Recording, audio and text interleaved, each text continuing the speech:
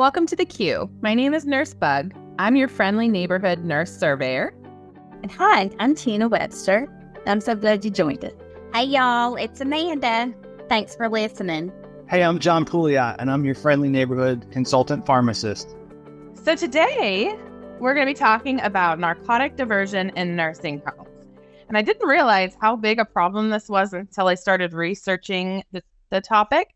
I mean, I knew it was a problem as a surveyor. I've seen it before, but just how big a problem is. Not only does it endanger the health of residents, it drains resources, it's a waste of money, it's a betrayal of trust to your residents. The cost to health insurers was an estimated $72.5 billion a year. And determining diversion is problematic. Facilities record which meds are given according to the proper schedule. And when a resident's unable to report that meds aren't administered, so if they're cognitively impaired, they're not aware, admins rely on the medical records alone. And the person completing those records can be the same one who's diverting.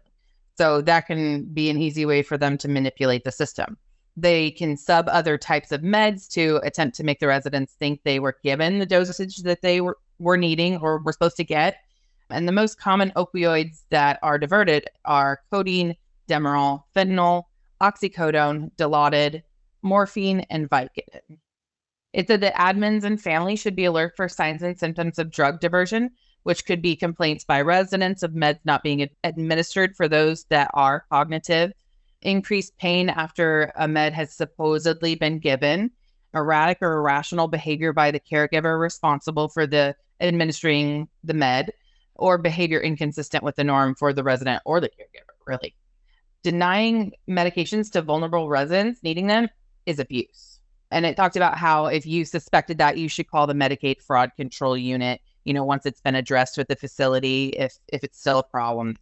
I think that one of the things that I've came across as figuring out a drug diversion is not being able to control a resident's pain.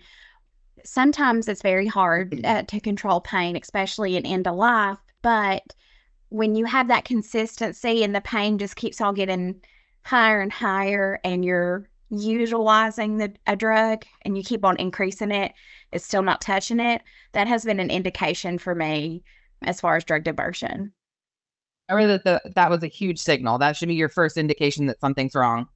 I think a lot of times we're trying to look for maybe employees that are altered as a sign. And while that can be a complication of diversion where the staff are utilizing the medications that are meant for the patient, a lot of times when somebody gets to this level of addiction to divert medications at their job, they're often just maintaining their habit. And so you sometimes will not see alterations in their mentation. So that makes it really difficult. This is not somebody that is naive to opiates that's just going to, let me take a Vicodin today and see what happens. This is somebody that needs to maintain just a level of stability by diverting medications. And so one of the triggers that you might think you would see, you oftentimes don't in these cases. That's a great point. I was going to say, one or two of the nurses that I've known that have diverted or I have been a part of, their records for giving were always pristine. They were not sloppy. There was no missing amount. It was calculated to the CC, the record looked beautiful. Some of the ways that you were able to see that is morphine is colored when it comes in that liquid form, and it's colored specifically. I know that I've seen it colored a blue and a pink, right? But it's very specific. When you pull up a syringe and it's no longer that color, red flags should go off. So make sure you know what color your pharmacy that you're getting your medications from colors it, because that's part of what they do, to help decrease that diversion. One tip off that you can see, and we see this in a bunch of different practice settings, is maybe somebody that's over eager to administer meds for other people. Hey, I want to be helpful. I want to be over eager. Hey, I know your patient, your hospice patient is really difficult. Why don't you just go take a break and I'll take care of their medications? And so while we don't see the altered mental status sometimes with those diverters, we will sometimes see an over eagerness to to help specifically with medications and not with other aspects of patient care. Or asking for the keys. I'll hold the keys for you while you're gone, whatever might be. Yeah, you're absolutely right. So the next article that I looked into, it gave 2 examples of losses. And investigation showed an LTC resident did not receive doses of a medication for 9 days due to diversion. And it was a pain med. And then another one was officials in Connecticut identified 21 instances of loss of Schedule 2, 3, 4, and 5 controlled substances in 15 months. And some of the trends that they found was lack of policy and procedure, of course, inadequate policy and procedure, or not followed internally, meds left unsecured, not reconciling the meds, no shift change count. I mean, there's just so many different ways that it could happen, but those were the ones they identified. I know all of us have at least one, if not 2, stories of different drug diversion issues that you've had. I'll go first. When I was a surveyor in Kansas, I went to many places where we had to look into certain things, but one that sticks out in my mind was related to a hospice resident. And this hospice resident had passed away, and the nurse caring for them, I don't know if in their mind it was better to do it this way because they didn't feel like they were taking away from a resident that needed it because this resident had passed away. But a couple hours after the resident passed away, he chugged the little bottle of morphine, just chugged it. He had been clean for 2 years, hadn't had an incident. And then just because these bottles were here, he just chugged them.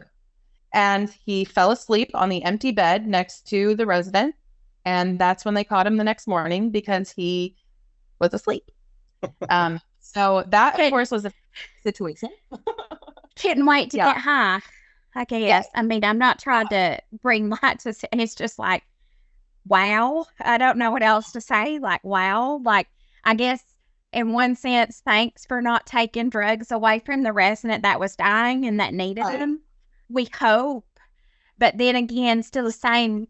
You're 2 years clean. And you just gave all that up. What happened? What triggered you for that stressful situation to occur?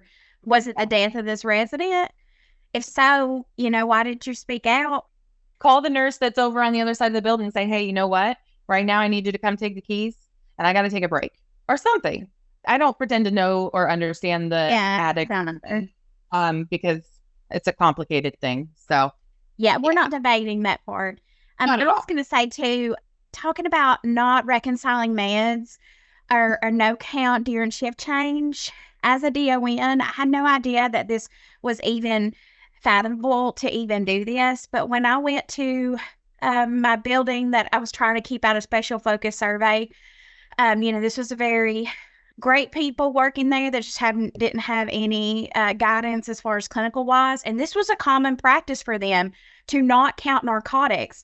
I had never not in my career not counted off during shift change, but they it was like, say la vie. And I'm like, oh no. I was like, okay, just so everybody knows, if I catch you that, we're automatically going to final written warning, period. And if you do it again, you're automatically terminated because first of all, you're working underneath my license and I want to protect it. And second, use your common sense. You want to protect your own license. So anybody out there that is not doing this or it's not a common practice, make it. You are going to be the one that is on the line in the end, period. Well, and not only CMS could come in, but the DEA could get involved. Exactly. And then, it's major. It is. Those penalties are like shut down your facility. There's some criminal penalties if you knowingly just don't have any policies and procedures to prevent diversion. So it's more than just getting a fine if you're neglectful. And that's what I was going to say too. This is another common practice. As a DON, do not waste drugs with anybody in your facility. It doesn't matter if it's 2 RNs. Waste drugs with your pharmacist, period. That is a regulation. You waste with them, nobody else. Just throwing that out there. Just throwing it out there. I've had ones that waste with their DON only, like the nurse and the DON, because the pharmacist isn't always there, to do that. Yeah, But- I understand that, but I would not just as a DON as my practice, like I wasted with my pharmacist always. Like I wouldn't waste with another nurse. I want to protect myself. I want to protect the nurse that's with me and the pharmacist as well, because you have 3 licensures all in one setting. The third article that I found, it gave a few other examples of drug diversion that were found. They were case studies. The first one talked about a Rhode Island licensed nurse that was convicted of stealing oxycodone pills from a nursing home where she worked, and she attempted to conceal the theft by replacing the med with something that looked similar to it. The second was a VA nurse. A VA nurse convicted of siphoning off a resident's liquid morphine, siphoning off and then replacing it. And of course, it was tinted, a little bit different. And so they noticed it. The third one was there was 3 nurses in a North Dakota hospice convicted of stealing and diluting meds, gave morphine sulfate instead of the prescribed hydromorphone to manage pain. And a common tactic that it noted was that they substitute meds that look similar with less effective drugs or saline placebos. I mean, that's just what they were finding with it. The fourth one was an Ohio nurse convicted of stealing painkillers, forging documents to cover the theft. The fifth was an Iowa nurse convicted of stealing 10,000 pain pills, tampering with records. One resident, 10,000. She was there long enough to steal that many, and they didn't notice it. My goodness, that's a lot. The sixth one was a Texas nurse convicted of stealing narcotics from a nursing home, and she used a forged RX. So she got a hold of a prescription pad, and she was forging these to get her fix. So it talks about how they could fix these with increased record reconciliation processes designed to alert to anomalies in documentation and the telltale signs that you're going to see, when this happens. Unexpected increases in med orders, especially opioids, in excess of what a resident might reasonably require. A common form of diversion was theft from existing stock. So like if you have those cards that are in your cart, that was the major way they were doing this, because it's difficult to detect because there's a lower quantity of meds stolen. And with those cards, like you said, sometimes people don't count at shift change. Sometimes people don't pay attention if there's a different type of med in there. And that's what you have to pay attention to. They talked about that you could be compliant by having medroom access limited to authorized staff. Carts are locked, secured, DC'd meds are removed, destroyed, or returned per state requirement. Multi-dose vials discarded after 28 days or according to manufacturer's instructions. It gave a few of those. So I would like to let you guys go on your stories for this part. Well, we had a problem with nurses. When drugs would be delivered, she would remove the packaging sheet along with the card of drugs. We determined by looking at the cameras that this young lady had done that. So we put a different system in place. We looked at our system and found that we added an additional column to the count sheet that had at the beginning of the shift, how many sheets did they have? Not only the sheets, but of course the cards. And we added that at the beginning of the shift and at the end of the shift. We could tell if a packaging sheet had disappeared during a shift. And that seemed to help deter anybody from it being so easy to remove. She waited for the pharmacy delivery guy, and basically it was showed her on camera just as pretty as please. She just took that sheet along with the card of drugs and folded and put it in her pocket. And no one even could tell because the sheets were never logged anywhere there at the facility. We all try our best to complete people from diverting. That's what's so important to have an IDT a part of it, but it's still going to happen. I think the biggest thing though for us is be honest about it. Open up your eyes to it. It's hard. These are hard situations, but you grow from it. You sure do. With 50 years of experience and experts across all areas of nursing home care, Qsource genuinely understands the needs of your facility. We've always been there alongside you, and we've walked in your shoes. No matter the situation, Qsource is prepared to tackle your challenges, solve your issues, and answer your questions. Let Qsource encourage, educate, and empower you. Contact us at any time at qsource.org. We will always be here to help. And now back to the podcast. Okay, so the fourth article that I found talked about percentages and it gave some stats that I thought were super interesting. So about 33% of long-stay residents use opioids and 14.5 were long-term. 47.2 million doses were lost due to staff misuse and theft in 2018. That is a astronomical amount of doses. Big golly. And 94% of diversion is opioids.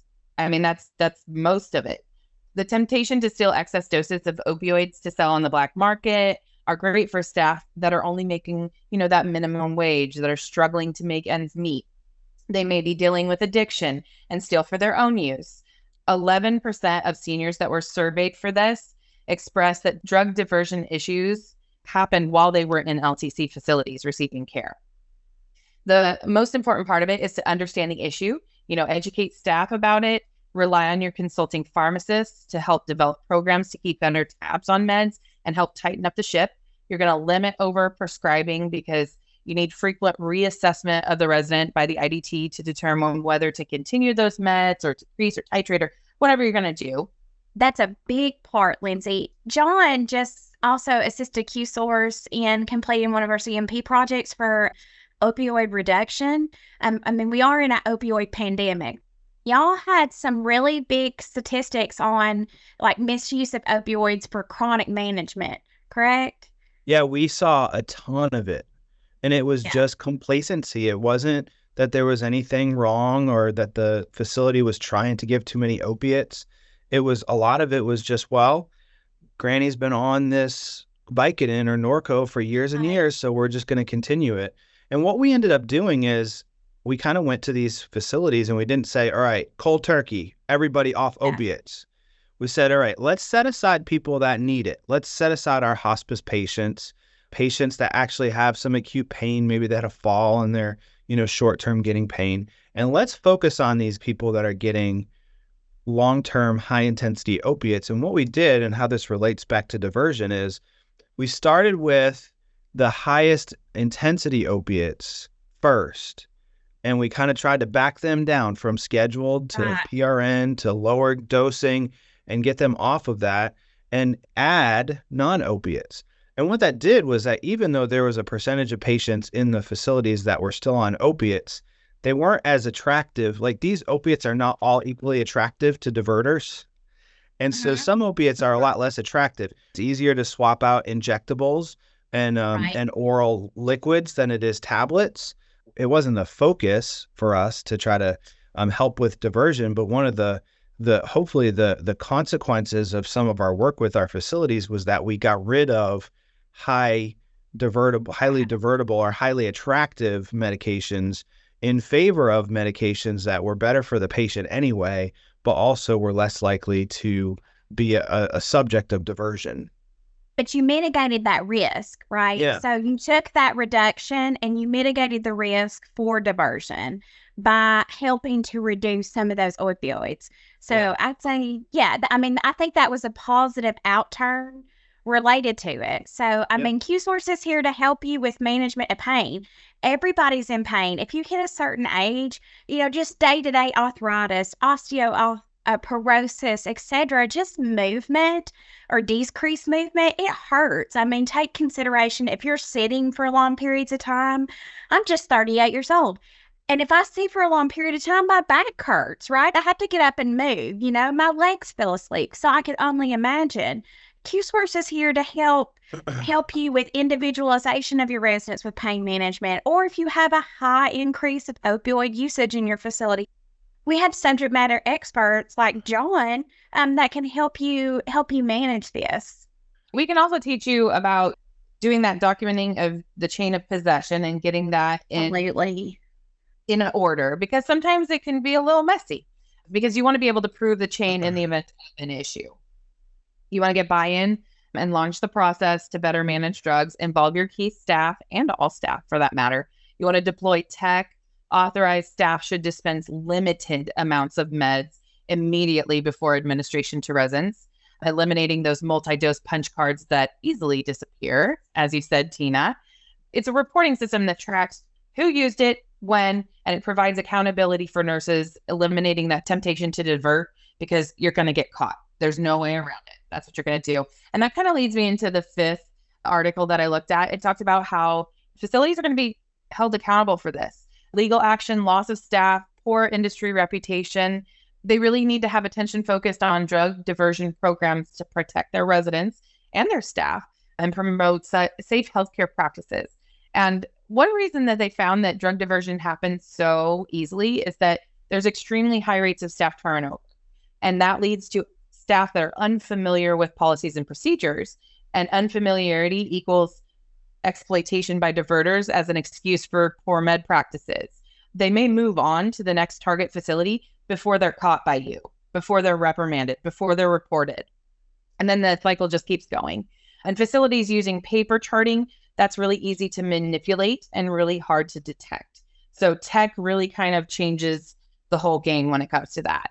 Another layer of complexity added as meds are already dispensed and nurses are handling that supply, like those cards, there's no electronic trail of access. And vulnerable residents, those with cognitive impairment, they're seen as easy targets for diverters because they're unaware of their surroundings. They're easily manipulated. If they swap out the med, usually they're not going to notice, unless they're regular routine of meds. Said that LTC facilities accounted for 18% of all drug diversion incidents, which I thought was interesting too. The next article talks about violations of the Controlled Substance Act. It included staff who diverted residents' meds for themselves. Like I said, it may open providers up to additional False Claims Act liabilities. So when a diversion is discovered, the government no longer takes the view that it's going to simply focus on potential prosecution of the staff that diverted it, okay? Not just that one person. Instead, it's going to demand answers on how the diversion occurred, when. It's going to focus on record keeping, security, reporting practices, and then compliance failures can be connected to false claims allegations eventually, and that's going to become pretty costly. And drug diversion cases in nursing homes are not rare. We know that. A study last year reviewed 107 reported diversions at LTC facilities in Minnesota alone. And on average, more than 30 tabs per resident were stolen. And it was commonly, the oxy, the hydrocodone, the tramadol, hydromorphone, and then morphine. And the idea that they're thinking about, it makes providers employing the diverter susceptible to that enforcement action along with the diverter. And the threat of litigation is hundreds, thousands, and millions of dollars for failing to follow regulations for billing of Medicare and Medicaid programs. So they're going to have to put safeguards in place, make access limited, complete audits to ensure they're compliant and sufficient to safeguard everything. I just thought that one was really interesting too, because it kind of summed up everything we talked about. It's going to become costly if you don't figure out what your process needs to be. And that's exactly what Qsource, like you said, Amanda, can do. We can come in there. How can we help you prevent drug diversion? Okay. We're going to improve your processes. We're going to assess the entire med process from dispensing, delivery, storage to prep, admin, documentation, and all the way to destroying it. Hiring and management practices, education, monitoring and investigation, all of that is going to be what we're going to help with. We want to decrease the risk. Understanding the issue is the most important part, because 1 in 10 Americans have a substance abuse disorder. They do. And 6 to 8% are nurses that practice impaired. So that's a really high number. That's more than what you would think. It's a high number. It is. It's a high number. Educating staff is going to increase their awareness. It might tip them off to seeing something that they wouldn't have normally paid attention to. Like, this is odd. Why is this happening? And report it. Some just go about their day and they're like, oh, well, that was a change, but no big deal. And then later you figure out, well, if it would have been reported, we could have stopped this weeks ago, months ago, years ago. They're going to learn the investigation process. Oh, I can't talk today. Neglect, exploitation, care concerns, basically all systems to decrease diversion opportunity at all. We're going to assess the facility assessment too. We'll do observations for vulnerabilities, controlled substance counts with, you talked about Is it with 2 nurses always that they do controlled It substance? should be. Yes, it should be. Yeah, to review and audit. And then, of course, we're gonna talk to your staff. We're gonna find out their knowledge already. Interviews to identify the broken processes, because maybe there's just kind of a education broken process. And it's a systemic approach. We're gonna prioritize all interventions, decrease drug diversion, and improve resident safety. And that's the whole goal. That's the whole goal. We want the medications that are supposed to go to residents that deserve them and need them and use them to get them. Yeah. Okay. Is there anything you guys want to add before I go to the teaser? No? Okay. All right. So next week, we're going to be talking about memory care and dementia care activities. And I believe we have a guest speaker. His name is Brian Rife, and he is an activities director with a multitude of experience. Really excited to talk to him. Thanks for joining the Qs Weekly podcast for all your nursing home needs and topics. And until next time, have a great week, guys. Say bye. Bye. Thank you. Bye. For listening to the Q. Thank you for listening to this Qsource podcast. If you ever find yourself needing Qsource to assist your facility, please reach out to us at qsource.org so our long-term care experts can help you through the process.